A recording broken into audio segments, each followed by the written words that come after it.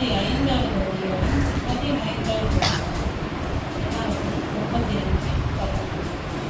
கைப்பிசகாய் ஒருவனை கொன்றவன் எவனோ அவன் அங்கே ஓடி போய் இருக்கும்படிக்கு அந்த 6 பட்டணங்களும் இஸ்ரவேல் புத்திரருக்கும் உங்கள் நடுவே இருக்கும் பரதேசிக்கும் அந்நியனுக்கும் அடைக்கல பட்டணங்களாய் இருக்க வேண்டும். இந்த அடைக்கல பட்டணம் அப்படிங்கிறத இன்னைக்கு பார்க்க போகிறோம். அப்படின்னா என்ன அப்படின்னு பார்க்கலாம். அதுக்கு முன்னாடி நம்ம இது வரைக்கும் என்ன பார்த்துருக்கோன்னு யோசிப்போம். அனுதின சிலுவையை நம்ம சுமக்கிறதுக்காக அழைக்கப்பட்டிருக்கோம்.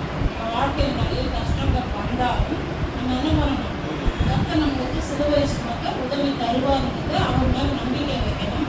அது மட்டும் இல்லை, நான் இதை செய்யலாமா வேணாமா நம்ம குழப்பங்கள் இருக்கிறது ஞானங்களும் சகோதரியும் நமக்கு கொடுத்துருக்கிறாரு. எல்லாமே இருந்தோம், சில வேலைகளை நம்ம ஸ்ட்ரகிள் பண்ணுறோம். நமக்கு நிறைய உதவி கிடைக்குது, நிறைய காரியங்கள் இருக்குது, நமக்கு தேவன் வெளிச்சத்தை கொடுக்குறாரு. அப்பவும் நம்ம ஸ்ட்ரகிள் பண்ணுறோம்னா அப்போ இது பூமிக்குரிய ஒரு போராட்டம் கிடையாது, இது வேற விதமான போராட்டம், ஆவிக்குரிய போராட்டம்னு ஒன்று இருக்குன்னு புரிஞ்சுக்கணும். இதுதான் இன்னைக்கு நிறைய பேருக்கு தெரியும். நம்ம என்ன பண்ணிடுறோம், ஒரு மனுஷங்களோட முகத்தை பார்க்கணும். யாராவது நம்ம கிட்ட பேசலைன்னா அவங்கள தப்பாக நினைச்சிடுறோம், அவங்கக்கிட்ட சண்டை போட போயிடுறோம், அவங்க மேலே நம்மளுக்கு ஒரு விரோதம். ஆனால் அவங்க தான் அதுக்கு காரணம். அவர்களுக்கு பின்பாக இருந்து அவங்கள அப்படி தூண்டி விடுற பிசாசின் புரியுது. இதுதான் நம்மளுக்கு புரியல பாருங்க. ஒருத்தர் சொல்றாரு, சாமி இருக்கு ஜாக்கிரதையா இருந்துக்கோ அப்படிங்கிறாரு. அதே போல பேய் இருக்கு ஜாக்கிரதையா இருக்கு அப்படிங்கிறாரு. அவர் புஸ்தகமே கிடையாது, அவர் சொல்றாரு. அதே போல நாம அடிமைப்படுத்தப்படுற அளவுக்கு பொல்லாத ஆவிகளின் கிரியையும் இருக்குங்கிறத நம்ம புரிஞ்சுக்கணும். வேதம் நம்மளுக்கு ரொம்ப தெளிவாக சொல்லிக்கிறது. அது மட்டும் இல்லை, பொதுவாக இந்த விஞ்ஞானம் அறிவியல்லாம் வளர்ந்துருக்கு இல்லையா, அவங்க என்ன பண்ணுறாங்க, ரொம்ப அதிகமாக ஆராய்ச்சி பண்ணி வானத்துக்கு மேலே ஏறி போய் ரொம்ப ஸ்பேஸ்லாம் ஒர்க் பண்ணும்போது என்ன பண்ணுறாங்க, ஒரு குறிப்பிட்ட தூரத்துக்கு மேலே அவங்க ஒரு விஷயத்தை நம்புகிறாங்க. ஏதோ ஒரு நல்லமை இருக்குது, இது விஞ்ஞானத்தை தாண்டி ஒரு காரியம் நம்புகிறாங்க. ஆனால் இன்னைக்கு கிறிஸ்தவங்களுக்கு தான் இது புரியுது. கிறிஸ்தவருக்கு தான் நம்ம ரொம்ப லேக் ஆகிடும்.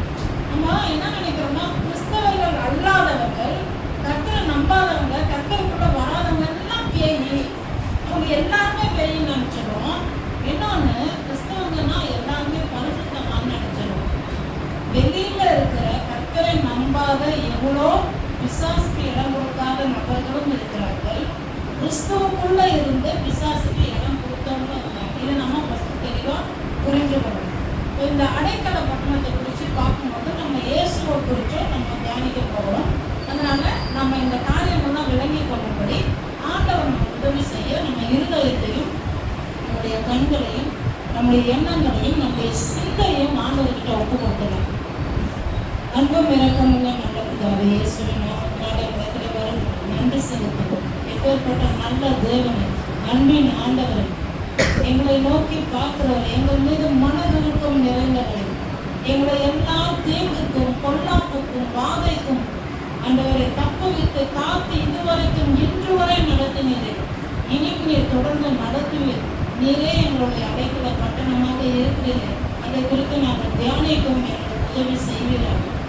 இதிலிருந்து இன்றைக்கு நாங்கள் என்ன கற்றுக்கொள்ள வேண்டும் என்று பரிசுத்த ஆவியானவர் விரும்புகிறாரோ அதை மாத்திரம் நாங்கள் கற்றுக்கொள்ள, தேவையற்ற காரியங்கள், ஆகாத சம்பாஷணைகள் வேண்டாதபடிக்கு தேவரீர் எங்களை ஒருமுகமாய் நடத்துகிறார்கள்.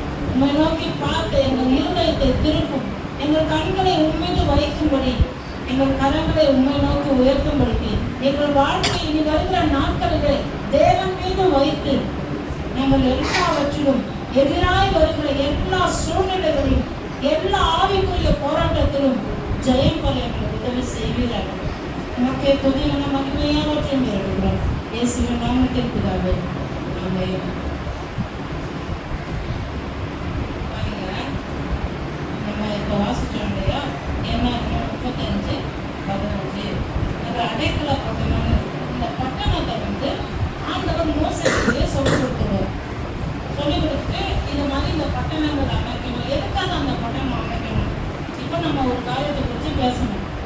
ஆண்டவர் இருக்கிறாரு, விலையும் இருக்குது, நம்ம அதுக்கெல்லாம் ஜாக்கிரதையாக இருக்கணும், ஆண்டவருக்கு பயந்து வாழணும். அப்போது பிசாசு சில காரியங்களை போராட்டங்களை கொண்டு வரும்போது நம்ம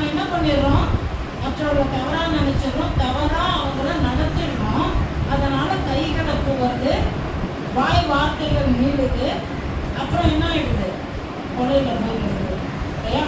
அப்போ அந்த மாதிரி ஒருத்தன் தெரியாம ஒருத்தனை கொண்டுட்டாலோ இல்ல தவறுதலா ஏதோ ஒண்ணு ஆயிட்டாலோ ஒரு பழி வந்துட்டாலோ நம்ம சட்டம் என்ன சொல்லுது, 100 குற்றவாளிகள் கூட தப்பிச்சிடலாம், ஒரு நிரபராதி கூட தண்டிக்கப்படவே கூடாதுன்னு சொல்லுது. அததான் அது இயேசுகிட்ட இருந்து வந்தது, பழைய ஏற்பாட்டுல இருந்து இருக்கு. அவர் அதனாலதான் தெரியாம ஒருத்தன் தவறு பண்ணிட்டான்னா, அவனை அறியாம ஒரு விஷயம் நடந்துச்சுன்னா அவன் தப்பிச்சு ஓடி போய் அந்த அடைக்கல பட்டணத்தை தஞ்சம் கொண்டு கொள்ளலாம். அந்த வழக்கை விசாரிக்கிற வரைக்கும் அவனை காப்பாற்றுறதுக்கு அங்க ஒரு ஆசிரியர் இருப்பாங்க. ஆசிரியர்னா இப்போ இங்க பாஸ்டர் இருக்கிறாங்க, அந்த மாதிரி அங்க ஒருத்தவங்க இருப்பாங்க. அவங்க என்ன பண்றாங்க, அவங்க அந்த ஒளிமுக வாசல்னு சொல்றாங்க, அதாவது அந்த என்ட்ரன்ஸ் அங்க வரும்பொழுது அவன் சொல்லி கூப்பிடணும் ஆசாரியன்கிட்ட, நான் இந்த மாதிரி என் ஊர்ல எங்க சித்தப்பாவோட எங்க பிள்ளைய நான் கொண்டுட்டேன் அப்படின்னு ஏதோ ஒண்ணு சொல்லணும். அவங்க சொல்லும் பொழுதுதான் இவங்க என்ன பண்ணுவாங்களா, கேட்டு வா வா உள்ள வா, அவனுக்கு அடைக்கலம் இங்க இருக்குன்னு கொண்டுட்டு போய் அவங்க ரொம்ப நல்லா நடத்துவாங்களாம், அவனை பாதுகாப்பான். ஏன்னா அவன் தெரியாம பண்ணிட்டான், வேணும்னு பண்ணல, அறிஞ்சு பண்ணல, தெரியாம பண்ணிட்டான். தெரியாம பண்ணாலும் கொலை தானே, அம்மட்டுக்கு சாவடிச்சிருவாங்க. அப்போ அநியாயமா ஒரு நிரபராதியை தண்டிக்க கூடாது. அதனால தேவன் இந்த ஒரு விஷயத்த வச்சாருன்றதை நம்ம புரிஞ்சுக்கணும். இந்த அடைக்கல பட்டணத்தை குறித்து வேற எங்க இருக்கு வசனங்கள் அப்படின்னு பார்த்தா, யோசுவா புஸ்தகம் 20வது அதிகாரம் முழுக்க வாசிக்கலாம். யோசுவா 20.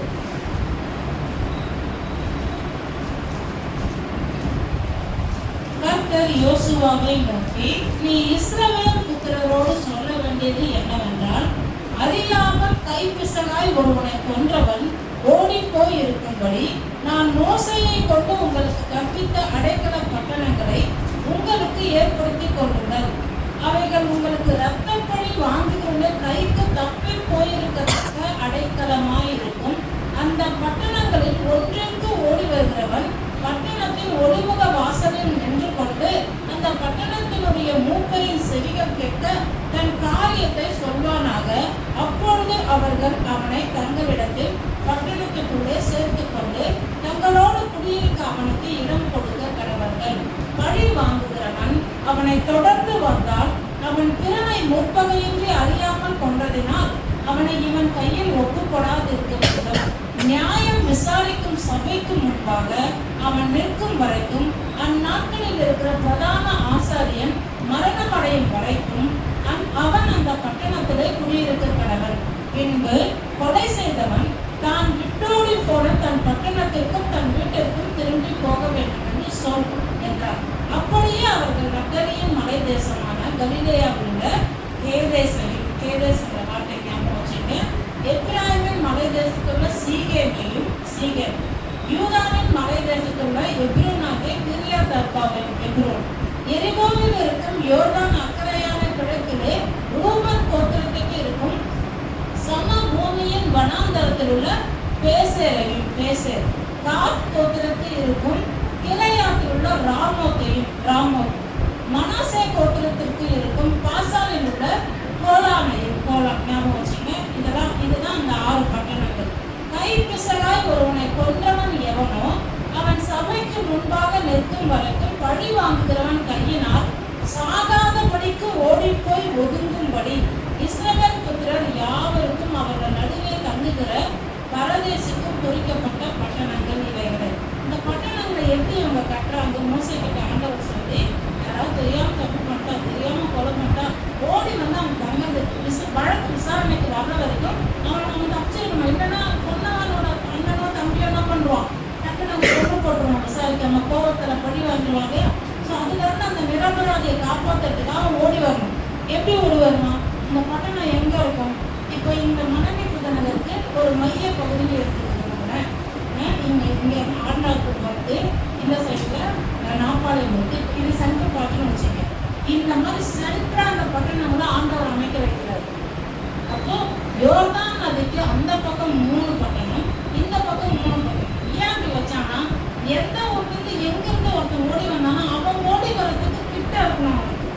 அவன் ஓடி வந்து அதில் தன்னை பாதுகாத்து கொண்டு சீக்கிரமா ஓடி வர்ற மாதிரி ரொம்ப ஈஸியா ஆண்டவர் எவ்வளவு ஐடியா பண்ணி அமைக்க சொல்லிருக்காரு. நம்ம உயிரை காப்பாற்றுறதுல ஆண்டவர் போல ஒரு பாதுகாப்பு கிடைக்கிறது. தெரியாம போறாங்க. அதுக்கு என்னெல்லாம் அவங்க பண்றாங்கன்னா, வழி காட்டி திசை காட்டி சொல்லுவாங்க இல்லையா, அடைக்கல பட்டணம், இப்போ மீஞ்சூர் ஊராட்சி அப்படின்னு சொல்லிட்டு அந்த அம்புக்குறி போட்டு அந்த பலகை இருக்கும். அதே போல மணலி புதுநகர் அப்படின்னு இருக்கும் ஒவ்வொரு தெருவுக்கும். அந்த மாதிரி அதை திசை காட்டின்னு சொல்லுவோம். அந்த திசை காட்டி குறி அம்புக்குறி போட்டு கீழே அடைக்கல பட்டணம் எடுத்துருப்பாங்க. எங்கெல்லாம் இவங்க ஓடி வராங்களோ கரெக்டாக அந்த வழிகளில் அவங்க அமைச்சிருப்பாங்கன்னா, அது மட்டும் இல்லை, அதை அமைச்சிருக்கும் போது அது இன்கேஸ் கொஞ்ச நாள் கழிச்சு அது வீணா போயோ இல்லை கீழே விழுந்து போயோ இல்லை ஏதாவது மழையில் சேதமடைஞ்சிருந்தாலும் அதை திரும்ப திரும்ப செட் பண்ணிட்டு அதை புதுப்பிச்சுக்கிட்டே இருப்பாங்க. கரெக்டாக அந்த போர்டெல்லாம் செட் பண்ணிடுவாங்க. ஏன்னா தவறி கூட ஒருத்தன் வேற வழியாக போயிருக்காரு, கரெக்டாக அடைக்கல பட்டணத்துக்குள்ள அவன் வந்துடணும்னு. அப்போ இவனுக்கு பார்க்கும் பொழுது என்ன தோணுமா, அந்த திசை காட்டி சொல்லுமா, இந்த பக்கம் ஓடு அடைக்கல பக்கம் இந்த வழியில ஓடு. அப்போ அவன் தேடுவான். அப்போ அவன் பயந்து போய் மாட்டிக்க கூடாதுல்ல யார் கையும். ஏன்னா இவ்வளோ ஒரு பயங்கரமான ஒரு காரியம், ஒரு ஜீவனை எடுக்கிறதுக்கு யாருக்கும் உரிமை இல்லை பாருங்க. அப்போ கர்த்தர் எப்படி நம்மளை காப்பாற்றுறாரு நம்ம புரிந்து கொள்ளணும். அது மட்டும் இல்லை, இன்னொரு ஒரு காரியத்தை நம்ம வாசிக்க போகிறோம். 2 சாமுவேல் 3வது அதிகாரம் 32லிருந்து 34 வாசிக்கலாம். 2 சாமுவேல்.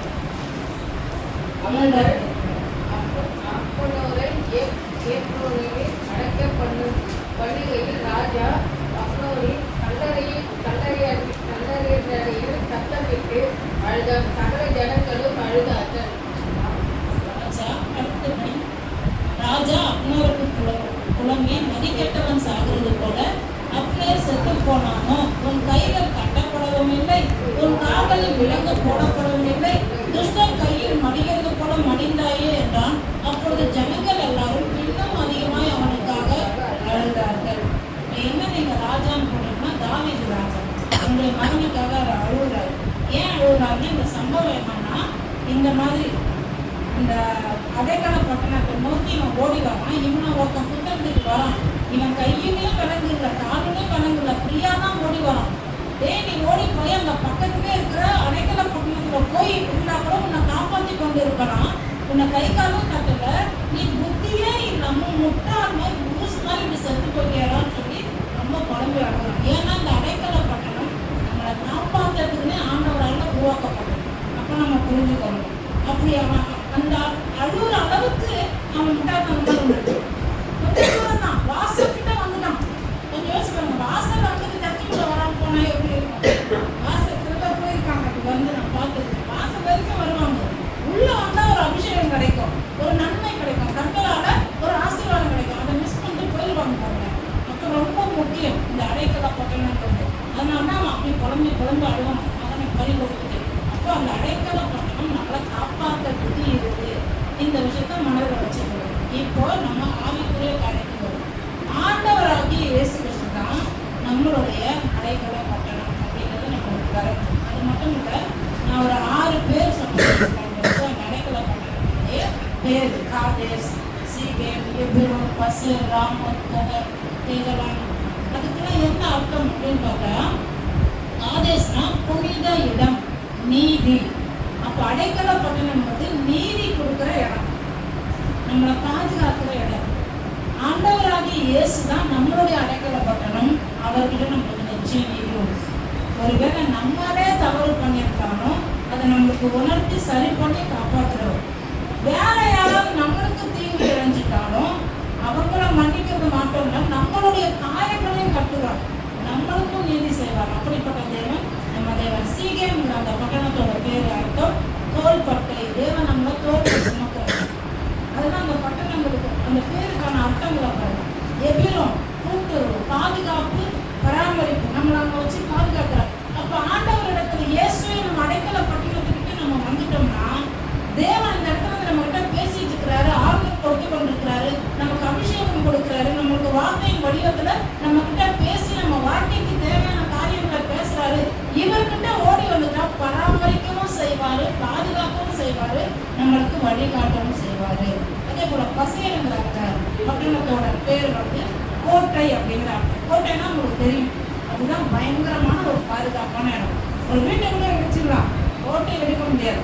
அப்போ ஆண்டவராகிய இயேசு கிறிஸ்து நம்ம அடைக்கல பட்டணம் நம்மளுக்கு ரத்த கோட்டைக்குள்ள வைத்து பாதுகாக்கிற மாதிரி நமக்கு உதவி செய்யும். அப்போ இப்போ இங்கே வந்துட்டா நம்மளுக்கு பாதுகாப்பு நிச்சயம்.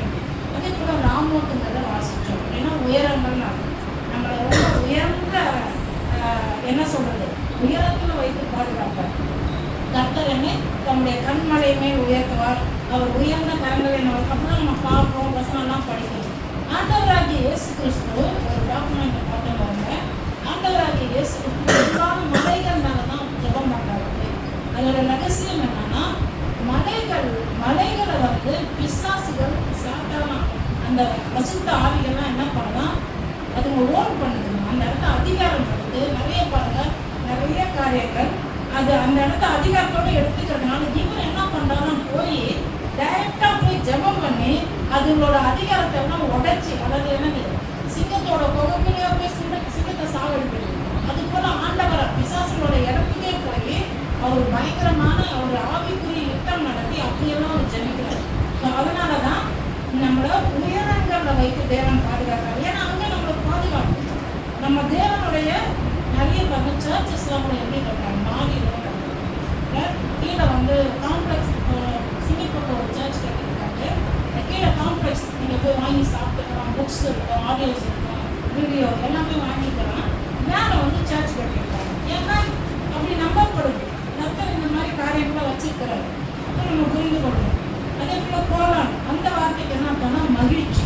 அப்போ ஆண்டவராகிய இயேசு என்னும் அடைக்கல பட்டணத்துக்குள்ள வந்துட்டாலே நம்மளுக்கு மகிழ்ச்சி. நம்ம நினைச்சிட்டு இருப்போம், ஐயோ இந்த மாதிரி ஒரு காரியம் நடந்துச்சு, இது என்ன ஆகும், அவ்வளோதானோ, நான் போயிட்டேன்னா என் குடும்பத்தை யார் பார்த்துக்குவோம், நம்மளுக்கு ஒரு பதப்பதற்கு வரும்ல. அதெல்லாம் இருந்து நம்ம மீட்டெடுத்து அவருடைய அந்த அடைக்கல பட்டணத்துக்குள்ள இயேசு என்னும் அடைக்கல பட்டணம் நம்மளுக்குள்ள இருக்கிறதுனால நமக்கு மகிழ்ச்சி நிச்சயம். அப்போ அந்த வழிகாட்டி என்ன பண்ணுது, போ போ போ இந்த பக்கம் போ, இந்த டைரக்ஷன் போ, இவன் போய் முடிக்கும் போது அங்கே இருக்கும் கரெக்டா. அது கரெக்டாக அவங்க மெயின்டைன் பண்ணுறாங்களா பண்ணுறாங்க. அது ரொம்ப அழகாக பராமரிப்பாங்களா, அவ்வளோ வேலை நடக்குமா, அவ்வளோ செலவு பண்ணி அதை செய்வாங்களா பாருங்க. ராஜாக்கள் காலத்துலையும் அப்படியெல்லாம் இருந்துருக்கு. அப்போ இவங்க ஓடி போய் அதை பார்த்து போகணும். இன்னைக்கு வழிகாட்டி கர்த்தருடைய பிரசங்கம் கிட்ட வந்து கொடுப்பாங்க. ஊழியக்காரங்க வழிகாட்டி கொடுக்குறாங்க. போங்க போங்க அடைக்கல பட்டணம், இயேசுவை பிடிச்சிக்கங்க, அவரை விட்டுறாதீங்க, சபைக்கு போங்க, ஜெபத்துல கலந்து கொள்ளுங்க, நீங்க ஆராதனையில இருங்க. அப்போ உங்களுக்கு எந்த பொல்லாப்பான காரியம் பிசாசின் எந்த கிரியைகளும் உங்களுடைய வாழ்க்கையில செயல்பட முடியாது. அதை நீங்க என்ன பண்ணிடலாம், அதை நீங்க துண்டாக்கி போட்டு உங்க வாழ்க்கையில நீங்க உயரத்துக்கு வரலாம். நீங்க மகிழ்ச்சியா இருக்கலாம், நீங்க தேவனுடைய பாதுகாப்புல இருக்கலாம், அவருடைய தோல்ல உங்களை சுமந்து உங்களுக்கு நீதி செய்வாரு. உங்களுக்கு சொல்லி தருது. அதை தான் நம்ம வழங்கி கொண்டு பாருங்க. அதனால இன்னைக்கு நாம கற்றுக்கொண்ட இந்த காரியத்துல நம்ம ஒரே ஒன்று புரிந்து கொள்ளணும். ஆண்டவராகிய இயேசு கிறிஸ்து என்னும் அடைக்கல பட்டணம் எனக்கு இருக்கு. அதனால எந்த காரியத்தை பற்றியும் எனக்கு பயம் இல்லை. ஒருவேளை நீங்க இதுவரைக்கும் தெரியாம ஏதாவது கூட யாருக்காவது கூட நீங்க தவறு பண்ணியிருக்கீங்க, அது உங்களுக்கு மறந்து கூட போயிருக்கும். நான் ஏன் இதெல்லாம் என்னோட அனுபவத்துல நான் இதெல்லாம் பார்த்துருக்கேன். நான் வந்து அவ்வளோவா பேய் பிசாசெல்லாம் நம்பாதாது, கர்த்தருக்குள்ள வர்றதுக்கு முன்னாடி பேய் படங்களாக பார்த்தாது, அதெல்லாம் சும்மா மனுஷங்க தானே நினைக்கிறாங்க. அது நான் கிறிஸ்தவக்குள்ள வந்ததுக்கு அப்புறம் அதோட எஃபெக்ட் எல்லாம் பார்க்க ஆரம்பிச்சேன். எங்களை நடத்தின போதகரை சொல்லி கொடுத்தாங்க, முதல்ல பேய் படம் பார்க்கறத நிறுத்துங்க, இந்த நாவல் படிக்கிறத நிறுத்துங்க, சினிமா பாட்டு கேட்கறத நிறுத்துங்க. நான் ஒன்றுக்கு நான் நிறுத்தினேன். ஆவிக்குரிய வரங்கள் எனக்குள்ள செயல்படுறத நான் பார்த்தேன். ஏன்னா பிசாசுக்கு சாதாரண விஷயம் இல்லைங்க, நல்லா பேசிக்கிட்டு இருப்பாங்க. அவங்களுக்குள்ள அந்த காரியம் வெளிப்பட்டு நம்ம சரியா ஜபிக்காம வசனம் வாசிக்காம நம்ம ஜபத்துக்கு வந்து கலந்து கொள்ளாம நம்ம சர்ச்சுக்கு வராம இருக்கும்போது அந்த மாதிரி வியாபாரம் அவன் நல்லா விளையாடுவான். அப்படி ஒரு வாட்டி விளையாடும் போது தான் நான் கண்டுபிடிச்சேன்.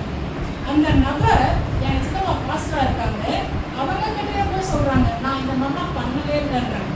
நான் கேட்கிறேன் எங்க சித்தமா கிட்ட, என்ன இப்படி சொல்றாங்க, இதெல்லாம் பண்ணவே இல்லைன்றாங்க, சாட்சிகள்லாம் இருக்கு அப்படின்னு நான் சொன்னப்போ அவங்களுக்கு அது தெரியாது. அவங்கள ஆட்கொண்ட பிசாசோட கிரியைகளை தான் அதை பண்ணுவாங்க. நான் இதெல்லாம் பாருங்க கண்ணால் பார்த்துருக்கேன், அனுபவிச்சிருக்கேன், வேதமும் அதை குறித்து சொல்லுவேன். அதனால் தயவு செய்து விளையாட்டாக எடுத்துக்காதீங்க. யாருக்கும் எந்த வகையிலும் நாம பிரச்சனையாக இருக்கக்கூடாது. நமக்கு யாராவது பிரச்சனை பண்ணாங்கன்னா அவங்கள பகையாளியாக பார்க்காதீங்க. அவங்களுக்கு பின்னாடி இருந்து ஒரு காரியம் செயல்படுது, அவங்களுக்காக நம்ம ஜெபிக்கணும். ஏங்க நான் அவங்களுக்கு ஜெபிக்க பாருங்க, உங்கள் மேலே பேய் அப்படிலாம் புதிராதீங்க, வீட்டில் ஜபிங்க. அப்போ இந்த ஜபிக்கும் போது நம்மளுக்கு ஒரு பலன் தேவை இல்லையா? அந்த பலனை யார் தருவா? நீங்கள் இங்கே வரும்பொழுது ஊழியக்காரர்கள் ஜெபித்து உங்க மேல ஒரு அனாயிண்டிங் இன்னும் கூடுதலாகுது. அப்ப நீங்க அந்த பிரசனத்திலையும் அபிஷேகத்திலும் திரும்பி போகும் பொழுது அந்த வாரம் முழுக்க உங்க பாதுகாப்புக்கு நீங்களும் வீட்டுல ஜெபிக்கும் பொழுது அதை தக்க வச்சுக்க முடியும். இல்லைன்னா என்ன பண்றீங்க, இங்க இருந்து போகும்போது அதை கீழே கொட்டிட்டு போயிடலாம். ஸோ அதனாலதான் வீட்லயும் போய் ஜெபிங்க. உங்களுக்கு என்ன வார்த்தை சொல்லி உங்க அப்பா கிட்ட, உங்க நண்பன் கிட்ட, உங்க சகோதரன் கிட்ட இன்னைக்கு சொல்லி கொடுத்தாங்க, அடைக்கலப்பட்டேன் பேசுனேன், எனக்கு இந்த மாதிரி ஒரு பிரச்சனை இருக்கு, எனக்கு பாதுகாப்பு இல்லாத மாதிரி இருக்கு, நான் ரொம்ப தாழ்மையான நிலைமையில இருக்கேன், எனக்கு வெளியே வரவே எப்படி முடியாதோ, எனக்கு ரொம்ப பயமா இருக்கு, என்ன பண்ணவே தெரியல. நீங்க தானே அடைக்கலப்பட்டணும், நீங்க தானே என்னோட மகிழ்ச்சி, நீங்க தானே என்ன உயரத்துல வந்து பாதுகாப்பீங்க, நீங்க ரத்த கோட்டைக்குள்ள யாருமே உள்ள நுழையாதபடி என்னை பராமரிக்கிறீங்களே, எனக்கு உதவி செய்யணும்னு கேட்டீங்கனாலே போதும், அவர் செய்வார், அற்புதமா செய்வார். நிறைய நான் எக்ஸ்பீரியன்ஸும் பண்ணதுனால இதை உறுதியாக சொல்ல முடியும். ஸோ அதனால் அடைக்கலப்பட்டணும் நம்ம இயேசு மட்டும் நமக்கு வைத்துக் கொள்ளணும். நாம் எழுந்துக்கிட்டு ஜெபித்து நிறைவு செய்யணும். உங்க மனசுல எந்த ஒரு காரியம் இருந்தாலும், நான் இந்த மாதிரி தப்பு பண்ணிட்டேன், ஐயோ ஆண்டவரே நான் இப்படி இருந்துட்டேனே, அவங்கள காயப்படுத்திட்டேனே, அவங்க என்ன காயப்படுத்தினாங்க, அதனால தான் பரவாயில்ல விடுங்க, எல்லாத்தையும் விட்டுருங்க. இனிமேல் இந்த மாதிரி காரியங்களை தெரிஞ்சு கொள்ளும்போது இதை தெரிஞ்சு நீங்க போய் தயவு செய்து அதை மாட்டிக்கொள்ள வேண்டாம். இது ரொம்ப டேஞ்சரஸான ஒரு காரியங்கிறத புரிந்து கொள்ளுங்கள். பிசாசு ஒன்றும் பெரிய இவன் கிடையாது, அவனை நம்ம ஈஸியாக ஜெயிக்கலாம். ஆனால் நாம் இடம் கொடுக்காம இருக்கணும். நாம பொல்லாத குணங்களுக்கு, குணாதிசயங்களுக்கு, அப்படிப்பட்ட கேரக்டர்களுக்கு நம்ம இடம் கொடுக்கக்கூடாது. என்னோட அடைக்கலப்பட்டணம் இயேசு இருக்காரு, அவர் தான் எனக்கு எல்லாமே. எனக்கு ஏதாவது கஷ்டம்னா நான் அவர்கிட்ட சொல்லுவேன், என் சபைக்கு வருவேன், நான் ஜெபிப்பேன், கர்த்தருடைய வார்த்தைகளை கேட்பேன், நான் ஆராதனையில கலந்து கொள்ளுவேன், அவர் பிரசன்னத்திலே இருப்பேன், என்னோட இயேசு என்னை சூழ்ந்து கொள்வாரு. நீங்க நம்பணும். அன்பும் நடத்துகிறோம். இயேசுவின் நாமத்தினாலே இடத்துல வருகிறோம், நன்றி செலுத்துகிறோம். எப்பேற்பட்ட நல்ல கர்த்தரை, அன்பின் ஆண்டவரை நாங்கள் துதிக்கும்படிக்கு இந்த வேலையிலே எங்கள் இயேசு எங்களுக்கு அடைக்கலப்பட்டணமா இருக்கிறார் என்று பார்த்தோமே, அதற்காக நம்ம நன்றி செலுத்துகிறோம். உலகிலே பொல்லாங்கான காரியங்கள் எத்தனை இருந்தாலும் சங்கீதம் 91 சொல்லி இருக்கிறது, ஆண்டவரே பொல்லாப்பு உனக்கு நேரிடாது, வாதமும் கூடாரத்தை அணுகாது, உன் வழியெல்லாம் உன்னை காக்கும்படி தூதர்களுக்கு கட்டளிடுவார் என்று தூதர்களை கொண்டு எங்களை பாதுகாக்கிறேன், பராமரிக்கிறேன். அதற்காக நன்றி. எங்கள் மெய்யான அடைக்கல பட்டணம் எங்கள் ஆண்டவராகிய இயேசு கிறிஸ்து, அவரே எங்களுக்கு பாதுகாப்பு.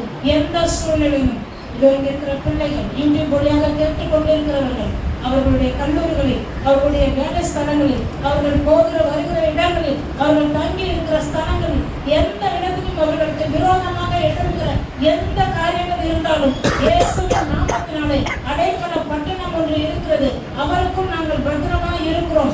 எந்த பொருளாங்கும் எங்களை தொடாது.